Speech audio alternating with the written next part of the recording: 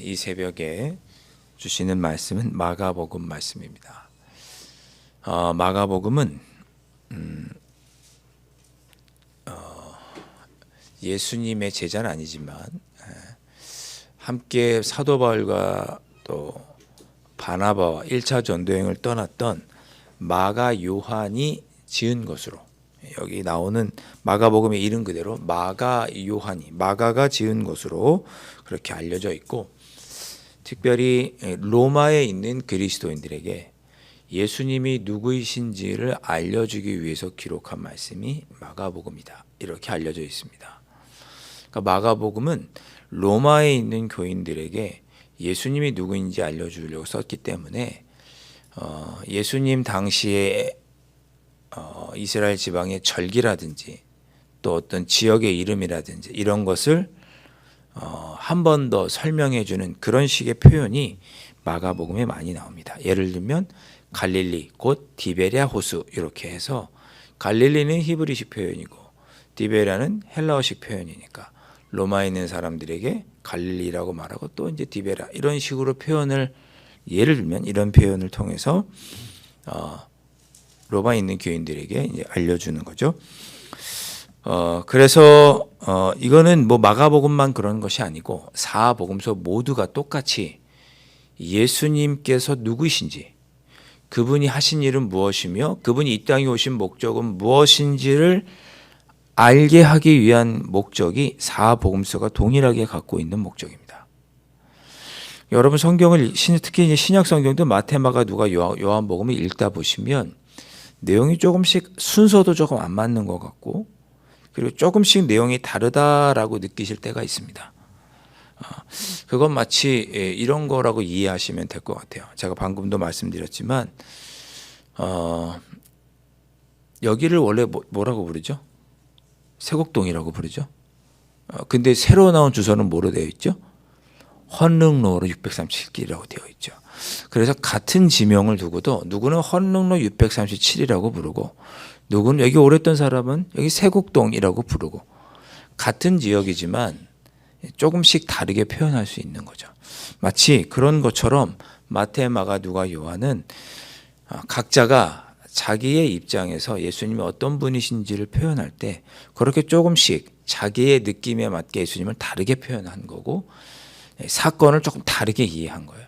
같은 사건을 두고도 마태는 이렇게 이해하고 요한은 좀 이렇게 이해한 거죠. 예수님의 이런 면을 본 거죠. 아, 예수님이 사랑이 많으신 분이구나 라고 요한은 이해했다면 마태는 아, 이러이러한 말씀대로 살라고 율법의 말씀을 지키라고 강조하신 거구나 이렇게 이해하기도 한 것이고, 그래서 조금씩 차이가 있는 것이지 그것이 결코 예수님에 대한 이야기를 다른 네 가지 이야기가 합쳐진 것이 아니다.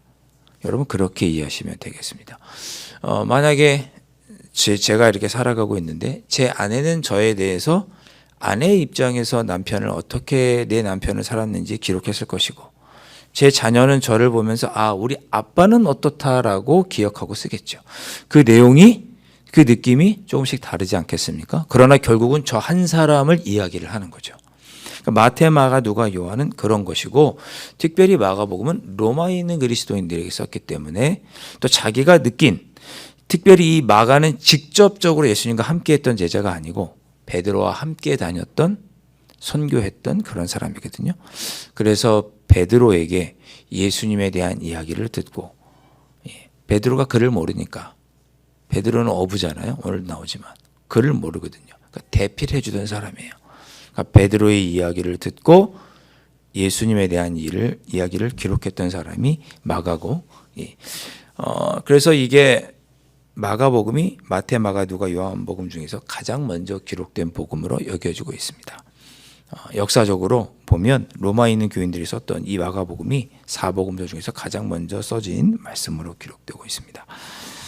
자, 그 말씀이 이제 마가복음 말씀이고, 자, 오늘은 1장 1절 말씀을 보면 우리 마태복음도 그렇고 누가복음도 그렇고 어떻게 시작을 하냐면 예수님의 탄생 이야기부터 시작을 하는데 가장 먼저 쓰여진 이 마가복음은 예수님의 탄생 이야기가 없이 하나님의 아들 예수 그리스도의 복음의 시작이다 이렇게 말하면서 마가복음이 시작이 됩니다.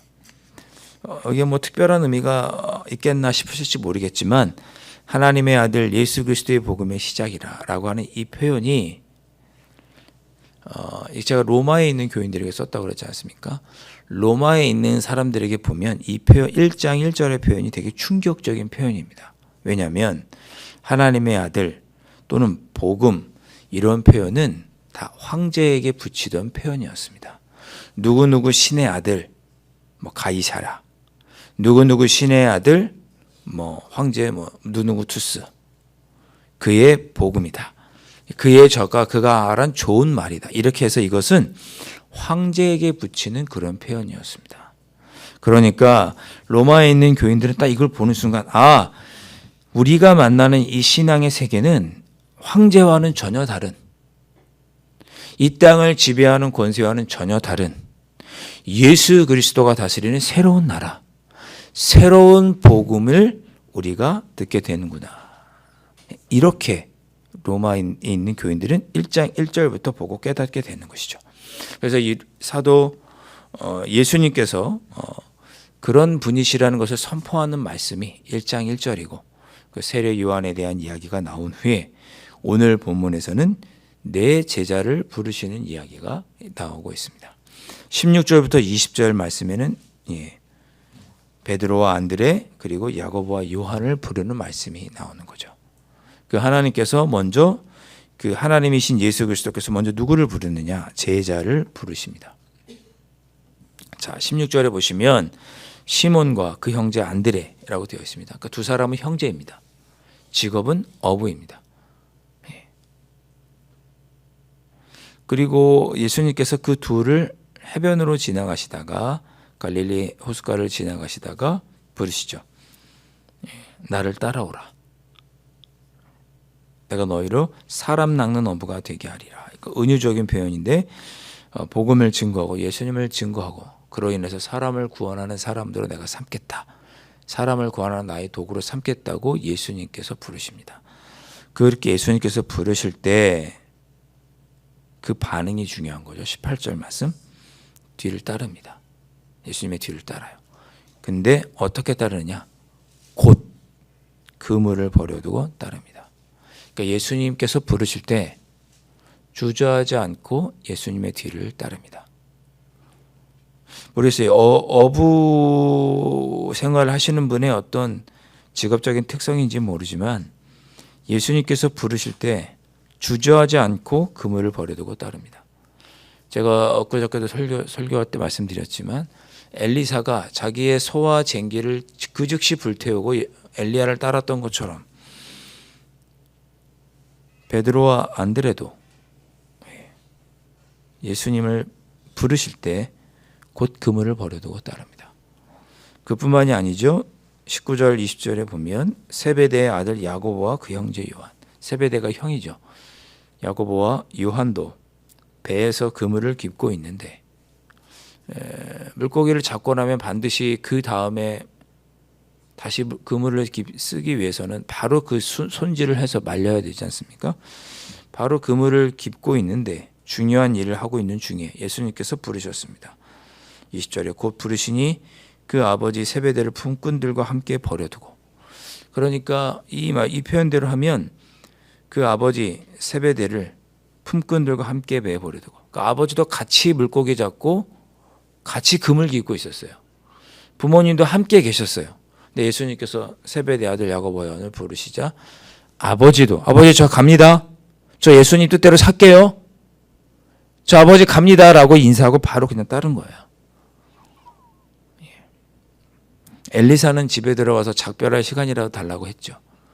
소를 잡아서 함께 구워 먹을 시간이라도 있었죠. 베드로와 안드레, 야고보와 요한은 곧 즉시 예수님께서 부르실 때 그렇게 예수님의 뒤를 따랐습니다.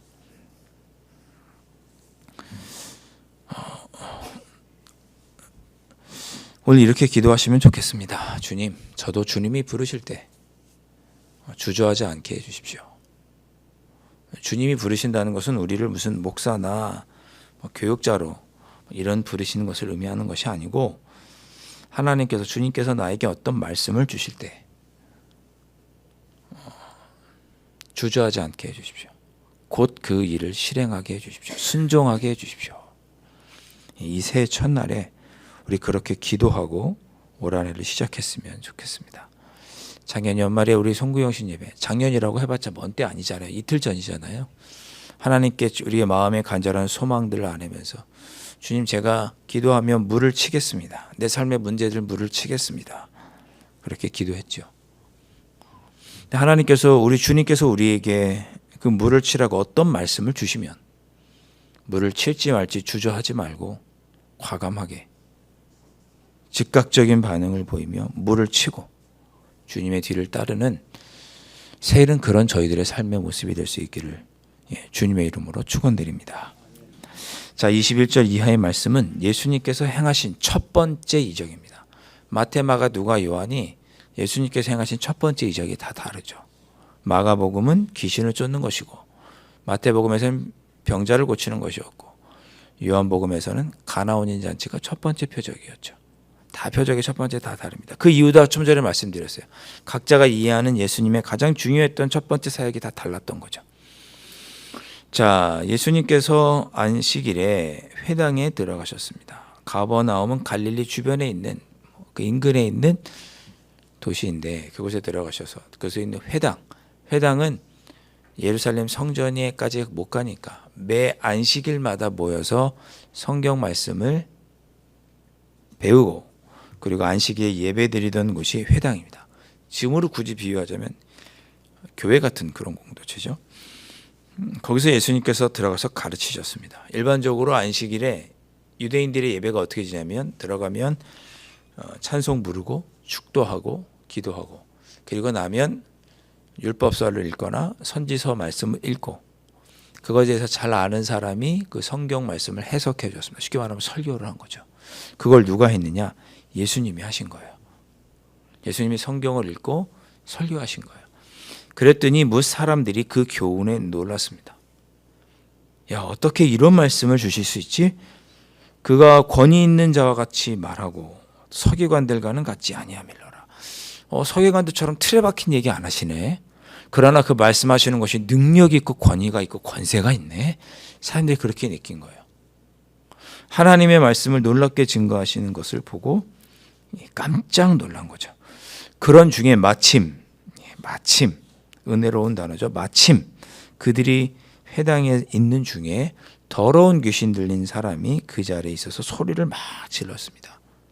예수님께서 말씀을 증거할 때 소리를 지른 거죠. 너 어떻게 소리 지르냐? 놀랍습니다. 나사렛 예수여, 우리가 당신과 무슨 상관이 있나이까? 우리를 면하러 왔나이까? 나는 당신이 누구인 줄 아노니 하나님의 거룩한 자니이다. 아멘. 제가 아멘을 한 이유는 여러분 잘 보세요. 이 귀신 들린 사람이 예수님을 뭐라고 부르냐면 하나님의 거룩한 자입니다라고 귀신 들린 사람이 고백을 합니다. 귀신이 시킨 거잖아요. 그러니까 귀신도 하나님을 알아요. 귀신도 하나님의 이름을 부를 수 있어요. 하나님의 거룩한 자입니다. 예수님을 알고 예수님을 부를 수 있어요. 귀신도. 그런데 행함은 없는 거죠. 귀신은.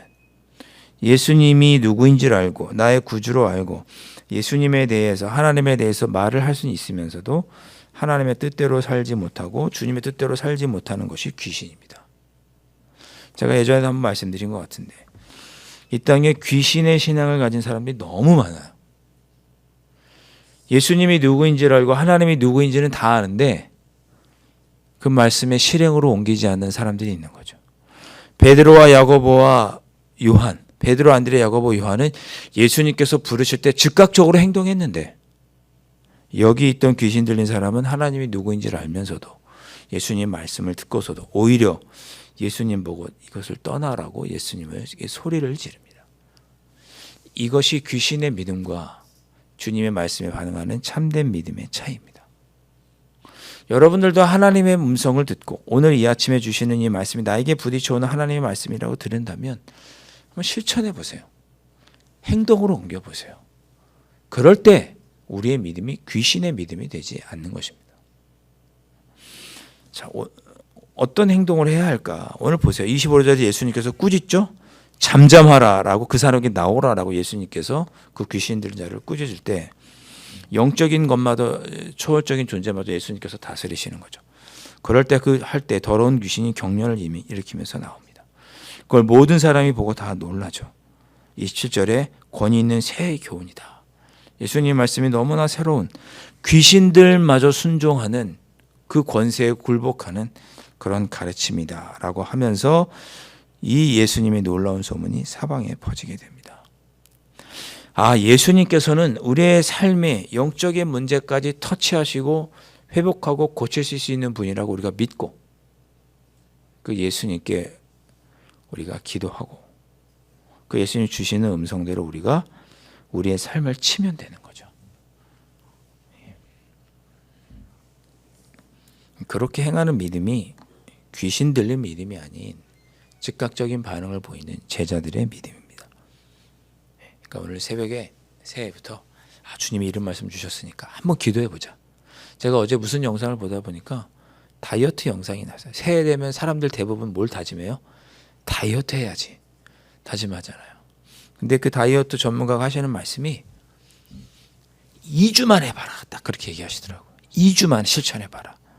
1년 내내 하겠다라는 생각을 하면 못하니까 2주만 실천해보면 몸이 달라지는 걸 느낄 것이다. 그럼 저절로 다이어트 하고 싶은 마음이 들 것이다. 이런 얘기를 하더라고요. 우리가 주님의 말씀을 듣고 주님의 말씀대로 살아봐야지라고 하는 건 2주만, 우리도 2주만. 여기 오신 분들이 2주만 나와서 새벽기도 해보십시다. 예. 아멘이 안 나오네. 참. 오늘 나오고 안 나오시려고 그러셨어요? 2주만 우리 해보자고요. 예수님께서 우리의 영적인 부분까지 다스리시고 우리의 삶의 문제를 해결하시는 권위 있는 분이시라면 우리의 삶을 어떻게 변화시키는지 즉각적인 반응을 보이는 우리에게 어떤 변화를 주시는지 우리가 한번 경험해 보았으면 좋겠습니다. 그렇게 예수님께서 놀라운 기적을 베푸시자 그 소문이 온 갈릴리 사방에 퍼졌습니다. 그리고 두 번째 기적을 베푸시죠. 베드로와 안드레의 집에 들어가셨는데 거기 베드로의 장모가 열병으로 누워 있었습니다. 이걸 보면 베드로는 결혼을 했구나. 베드로는 가정이 있는데도 예수님의 뒤를 따른 거예요. 결혼해서 가정이 있는데도 열병으로 누워 있었습니다. 그래서 예수님께서 그 장모의 손을 잡아 일으키시니 열병이 떠나고 베드로의 장모가 예수님을 섬기게 됩니다. 자, 32절부터 34절은 예수님의 일상의 한 단면이라고 보시면 돼요. 그 저물어 해질 때 모든 병자와 귀신 들린 자를 예수께 데려오니. 한번 상상해 보시죠. 갈릴리 해우수변에 예수님이 딱 계신데 거기에 환자들이 이렇게 삼삼오오 예수님께 만나기 위해서 이렇게 딱 오는 모습. 해가 질 때쯤 저녁 노을이 지고 딱 갈 때 그들이 온 동네가 예수님 앞에 모여서 고침을 받고 귀신도 쫓아내지고 각종 병이 다 나았습니다. 예수님을 믿고 예수님은 이렇게 우리의 삶을 변화시킬 수 있는 능력이 있으신 분이시니 우리가 이 예수님을 믿고 또 2주간 또 하시다 보면 또 2주간이 한 달이 되고 또 그럴 수 있겠죠.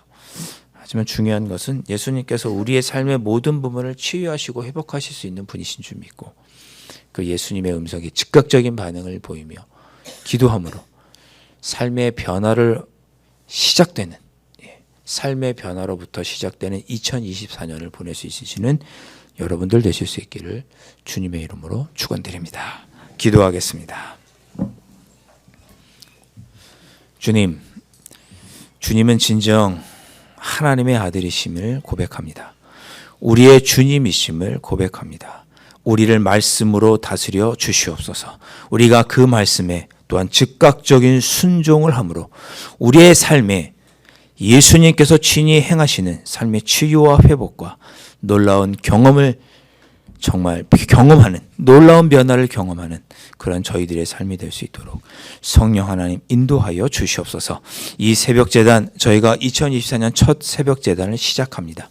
이 새벽제단을 통해 놀라운 주님의 은혜를 체험하는 우리 모두가 될 수 있도록 인도하여 주시옵소서. 귀하신 예수 그리스도의 이름으로 간절히 기도하옵나이다. 아멘. 하늘에 계신 우리 아버지, 아버지의 이름을 거룩하게 하시며 아버지의 나라가 오게 하시며 아버지의 뜻이 하늘에서와 같이 땅에서도 이루어지게 하소서. 오늘 우리에게 일용할 양식을 주시고 우리가 우리에게 잘못한 사람을 용서하여 준 것 같이 우리 죄를 용서하여 주시고 우리를 시험에 빠지지 않게 하시고 악에서 구하소서. 나라와 권능과 영광이 영원히 아버지의 것입니다. 아멘.